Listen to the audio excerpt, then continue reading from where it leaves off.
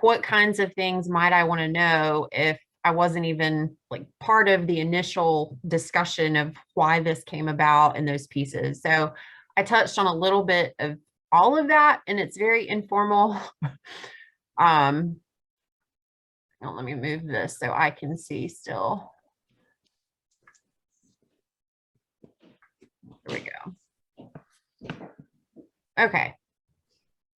And you all are seeing the model work standards slide. Okay, so those are the main points that I have included here just for reference later, and I can share this out afterwards because the resources and artifacts in the end do have some citations if that's helpful for you all at some point too. Actually, I'm sorry to interrupt. When I'm seeing this on my screen, there's an orange box that's covering up part of the slide. Did Thank that you. go away? Yeah. I'm sorry. I thought it was showing you the other screen, which is only a slide. I guess it's in reverse, but that's all right. We'll make it work. So those are just the main points that I wanted to make sure to cover. But if there's something that is still left or questions, just let me know. I guess the whole reason behind doing this is, as we all know, the high expectations of the workforce, but the context of the work doesn't always support them to meet those expectations in multiple ways, whether it's being undervalued, being seen as babysitting, not always having the strongest of work environments, and obviously lower than adequate wages for the expectations. We know that there's a need simply based on that alone. The other piece of that is that QRIS typically is going to focus on what we know from developmental research, what children need in the learning environment, materials, interactions, but there really aren't that many pieces that focus on the work environment and how that relates to teachers' well-being and their ability to do and provide all of those things, which all of that together leads to higher turnover and instability. We know from work, not just in Guilford, which I'll touch on too, but from research nationwide and even in other countries, folks identify that having more input in their work environment, especially decisions that directly impact what they do, increases job satisfaction.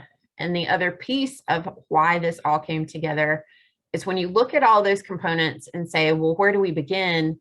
The model work standards exists and we don't have to recreate a wheel, so to speak, because they were created by the early educator workforce to literally define what we need in a work environment and what's most critical to make it more stable. And essentially, I always refer to those three pieces of being financially, emotionally, and physically well. So when we put all that together, I would say that's the why behind the project. So what are we going to do if that's the why? Taking all of those pieces together, the staff and programs, and at this point it's 3, but I'll talk about that in a minute too, are going to be asked to complete an anonymous survey about their perceptions of the work environment. So they will have had time with me prior to this. They will have seen the webinars that were made from live content and a longer model work standard session. But the surveys were created to really condense the model work standards as a whole, because we know that if we just handed them that book and said, let's assess your program and use that entire book, we would probably run people off from the project because it's quite overwhelming. So what I did was take the short EQUIS, and that is in there word for word. And the second component in that survey is just each section in the model work standards. And it literally gives some examples and asks, are you aware of these practices in your program? Yes or no? And do you feel that they are working? Do we need to address them? Yes or no? Using all of that, I typically like to only look at it to begin with in bar graph form so that I'm kind of seeing the big picture of how all of it fits together and using what they think to create some problem posing questions. And I guess an example of that would be, you'll see two things that are kind of similar. So one question might ask about professional development supports, and let's say 80% of staff feel that this is adequate and 20% are on the complete opposite end of that spectrum. That would raise a red flag for me to say, let's see what else might correlate with that. So then we start looking at other questions that have to do with professional development, tying all that together if it seems to be a pretty big highlight in the results, and create a question around that to get the conversation open so that they can start talking about, clarifying, and giving examples or evidence so that we can really hone it into what I call potential points that we might want to come back to. And I guess at that point, you can just picture that being a list of, I've had anywhere from 5 to maybe 15 different things that are considered potentially important to come back to. What we'll do at this point in the project with those, though, is to sort those potential items into the components of where they would logically fit in the model work standards. And at that point, we're really going to be able to narrow down with consensus and discussion, maybe 1 to 2 focus areas in the model work standards where we want to begin thinking about action planning and change items. Throughout that process, the administrators are also supported to be responsive and guiding, but also giving some autonomy to staff in the process. I will say that each of the pieces that's in the survey, I have done a crosswalk with at different points in time with a couple of different resources. So everything from the program administration scale items to the qualities of leadership with Maurice Sykes. All of the questions in the model work standards have been connected to other leadership and resource components already, so that once I know what the staff wants to work on, I'm really able to give the administrator some focused resources and support around some of those same items in a way that's more relevant to their work too. Action planning support, all of that is an ongoing cycle really. And the ultimate goal would be to say that staff feel confident, since they have done this, to be able to talk, come to consensus, and work with administrators in ways to create the changes in the work environment that are needed in the future, which theoretically would hopefully lead to higher job satisfaction, happier teachers, and just a better, well-rounded work environment where you're getting access to the things you need. And this is the question where folks will say, so how did you figure out how to do this? It's a little difficult to articulate, but I think I've put it into 4 buckets, and one would be previous experience. So my work with Equipped when I first started was to work with the work environment coordinator who was here at that point in time, who did a very long, larger, what was called work-life process. And it was similar in that staff were the ones identifying issues, creating the action plans, and doing the change. So I would say that I learned a lot through that, and moving into that role eventually myself, began working with administrators in Guilford using the program administration scale.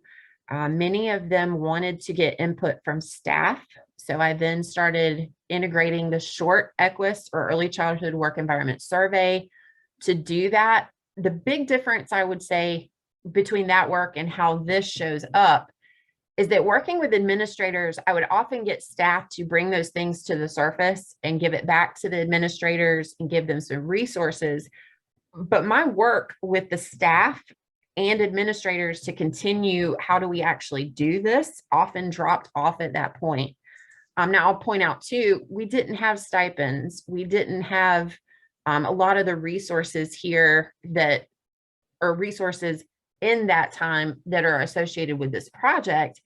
But I was also just signed up to really work with administrators, and it was not, they really didn't have the time or way as a program to go beyond that. So those experiences really helped me think a lot about what this looks like in action and how to integrate staff more into the process. And really just things that we've learned through the design team work, the Think Babies efforts, and then in 2019, really starting to hit the ground with the model work standards and doing sessions with that. And then COVID hit, which kind of paused that deeper level of the work.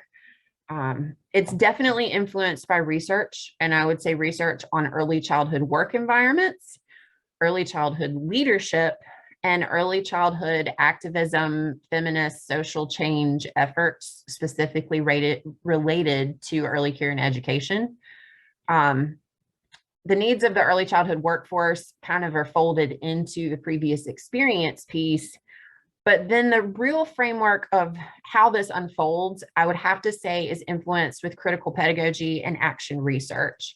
And what I mean by that is being influenced by problem posing education or emancipatory education, where rather than thinking we can do things to people or teach something to someone, it's really a collaborative learning process where we're looking at a problem and the people experiencing the problem are given the conditions to empower them to see it and name it and work in positive ways to try to make those changes. Now, although this is, and I could say that this is and isn't research at the same time, but I did want to share the specific research question that I developed, which is really, how does this process impact the stability of early childhood programs? By that, we refer to turnover, although I'm going to point out, and I'll continue to say, we cannot correlate turnover during this process to the process itself, if that happens in a program. I say turnover in the sense of, if this process were to replicate over time and be part of the culture of a program, what are the impacts of that on turnover long term? I can't necessarily answer that question, but it's important to keep that in mind. I think it certainly can help with individualized recruitment and hiring practices, and definitely higher job satisfaction among staff. We also want to learn more about the policies and practices that are either helping us or hurting us with stability. And are there any common themes across the programs? I'm thinking about this at both the program level and externally as they show up. And a little side piece that we're really trying to be intentional about is thinking about how the program's strengths can be more intentionally used for recruitment and retention. Rather than just having job ads that say hiring an infant teacher, if staff have identified this huge list of great things about the program, how could we maybe be more strategic in targeted hiring? Or how can we change our job descriptions to better sell and talk about the great things in the work environment in the program, to find staff who really are more of a cultural fit to just the ways of being and would appreciate those sorts of things? Okay, so don't go running for the hills. But as I tried to think of every possible point of what's getting collected in this project, I think this is now an exhaustive list. Does it mean all of this is important for your project? I don't know. But they're all places that potential information is being collected. So everything from the application, the demographic survey, both of the webinars have questions embedded throughout. There's evaluations for sessions. All of these pieces are potential data points and could be something worth considering once, I guess, too, once we know more about what your evaluation plan looks like as well. But I wanted to make sure they were in one place for future reference. Getting off the ground, we did have 5 programs apply, and we chose 3 of those specifically because they represented the most diverse range of location, their staffing context, and just the type of program. And I'll clarify too, because folks have asked about family childcare. Family childcare homes do have their own set of model work standards and definitely need to be included in future rounds of the project, but that is the why behind it only being center-based projects at the moment. And just a short snippet of what those 3 programs look like. They are spread out across the county. We have a Colfax, a Greensboro, and a High Point. We've got a private for-profit. That got cut and pasted. That's not true. I just caught an error and I'll fix that. The 27410 program, that's program B, is a nonprofit. Other than that, everything there is accurate. Just to give you a kind of overview of where those are in the county and the types of programs that they are. So the middle one is a nonprofit. The one at the top is a for-profit. It's a private program. The one at the bottom is as well, but they are the only one of the three that have an NC pre-K component as well. And this is where I think it gets really clear that it's a very fluid process, and it's very hard to give you a definite timeline until one step has been completed. As you can see, there's an X if this has been done. So we obviously have the data from the application for all three. The demographic survey has been completed by A and B. C will do that on the 16th.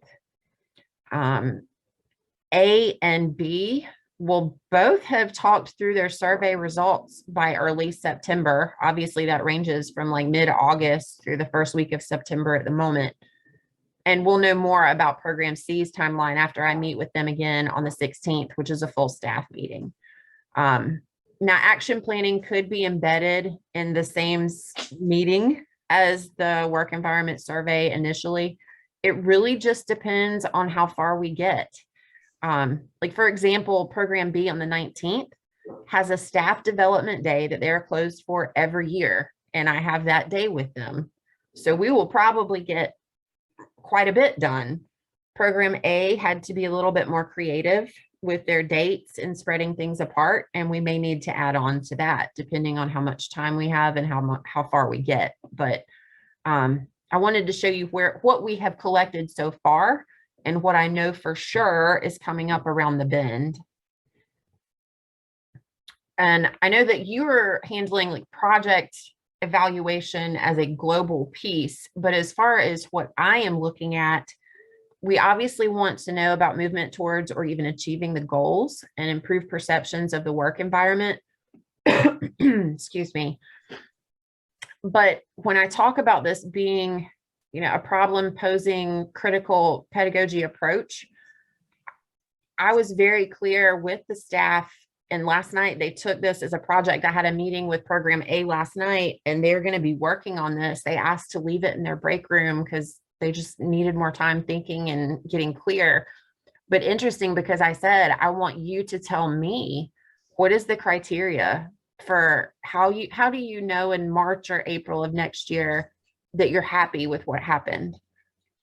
And it was interesting to watch unfold, but the conversation that came out of that, I think, really intentionally shifted kind of their ownership in the project by asking them, what do you want to see as a goal or outcome? And it doesn't have to be that you met your goal on the action plan. Like, how do you know this was worth it? And it led to such a productive conversation. And I highlight that because I think it's really important that if this is approached in that way, that they have ownership and why they're doing it too.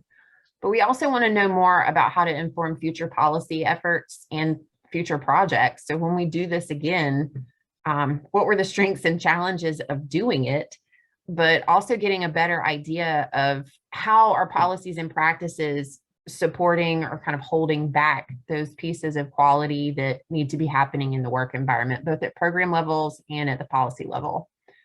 And all of those things that I mentioned up front, I have just pulled a chunk of like the most relevant resources. They are by no means an exhaustive list, but as I said, I wanted to make sure that you all had a jump off point if you were to have that, to feel like you have an idea of where this came from and what influenced it.